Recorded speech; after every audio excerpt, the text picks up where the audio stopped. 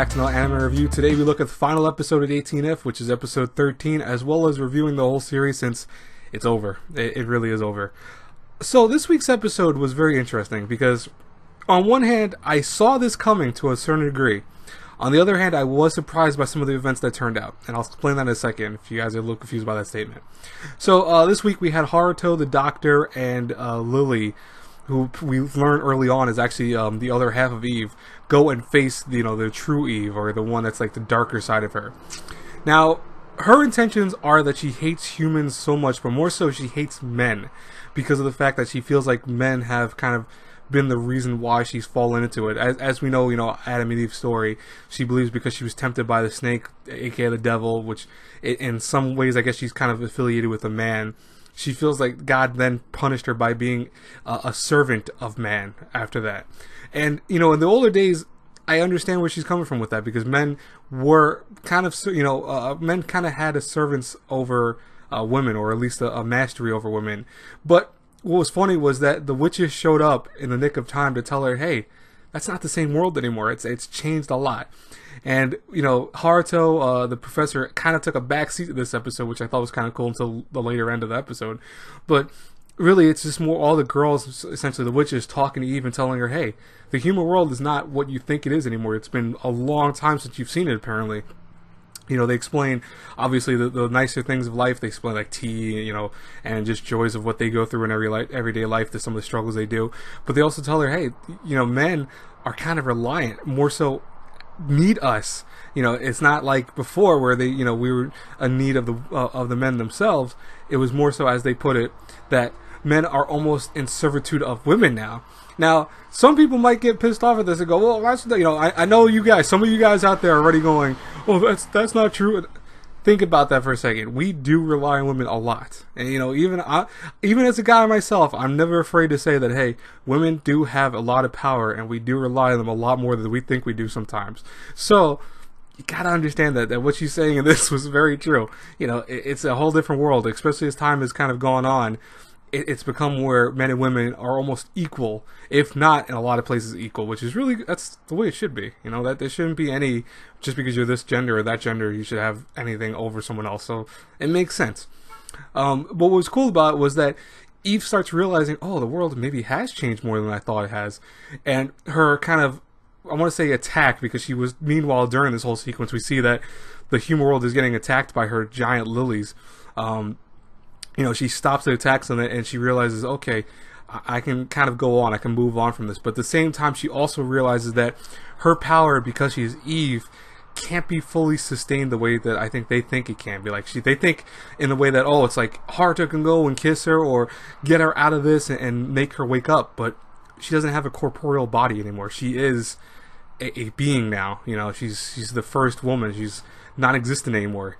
So she's lived in this dream world as a kind of a sleeping goddess, but now that she's fully awake, there's no really putting her back to sleep. So what she ends up doing with kind of stating her powers, or at least nulling her powers to a certain degree, is she fuses back with Lily, and the two become whole again. But meanwhile, they know that Haruto is kind of necessary to stop this from happening, from anything happening. And meanwhile, we also learn that because he was in an accident, he's been in a vegetative state for a long time.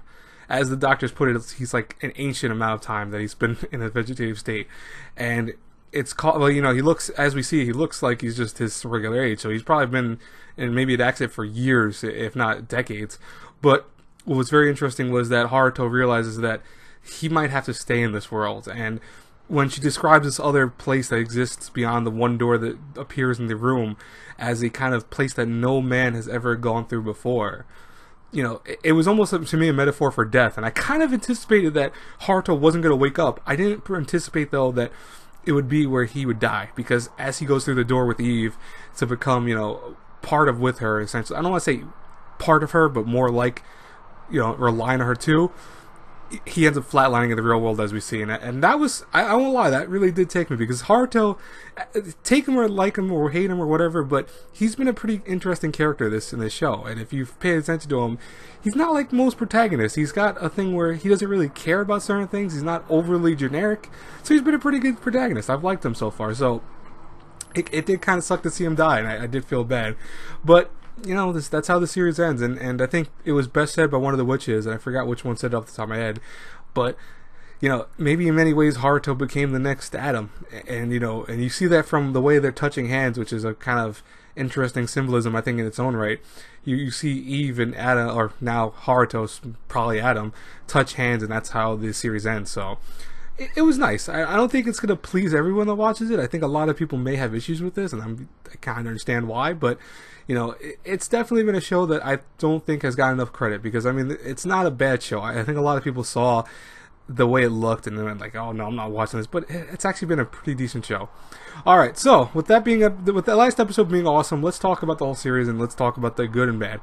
So, story wise, I liked it. I think that it followed some of the game concepts pretty closely, but branched off very differently from how the games approach things, because the games have it where Haruto goes back and forth between dream worlds and the real worlds. He actually is not stuck in one of them. I never beat the game, so I don't know how the ending was, to be honest with you, but I presume he didn't die. That's one thing. I presume that. I'm not sure if that's the case or not. But, you know, I think it was cool, a way of doing it, because, I mean, the way in the games it happens, it's more like a formulaic, okay, the Witch of the Week, let's go fight her, and then we're fine. In this, we had the element of him always staying in the world and then kind of trying to figure out what to do from there. And some of the subjects of this, like, for example, the one killer, the killer witch who basically was killing people off in their dream world, and how he helped her do it, that was not explained to the game. I never saw that in the game, to my knowledge. I know that something similar happened in the game, but not in the same extent. So I thought that was kind of interesting that you know, we had that even in this. And some of the story elements were actually pretty good. So the story of 18F was not as bad as I think people would give it to be. It was formulaic at times, it was, but it wasn't bad. Animation-wise, was hit or miss.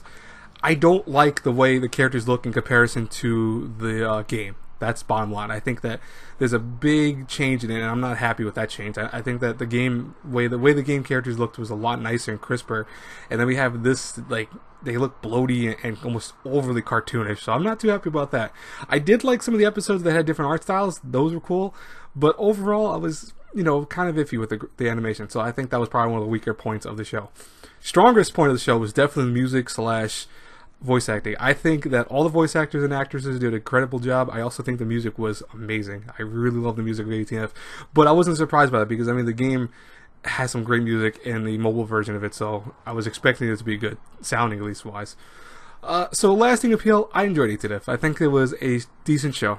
That's why if I had to review 18F between an A through F, I will give it a C+. I think that is a fitting score for it. I don't think that everyone's going to love it. I definitely don't think that, and I understand completely if you don't. But I would say give it a shot. You know, just try it out at least. Alright, guys and girls, I have one other review today, which is the 1 hour long Made in Abyss episode. I will try to get that out as soon as I can. I still have to watch that, so look forward to that. I will probably have that out later today, probably around like 5, maybe 5 o'clock. Anyways, I will talk to you guys later. God bless you all. As always, if you like my reviews, you know what to do. Until I pass crossing in the next review, have a good one, everyone. Bye-bye.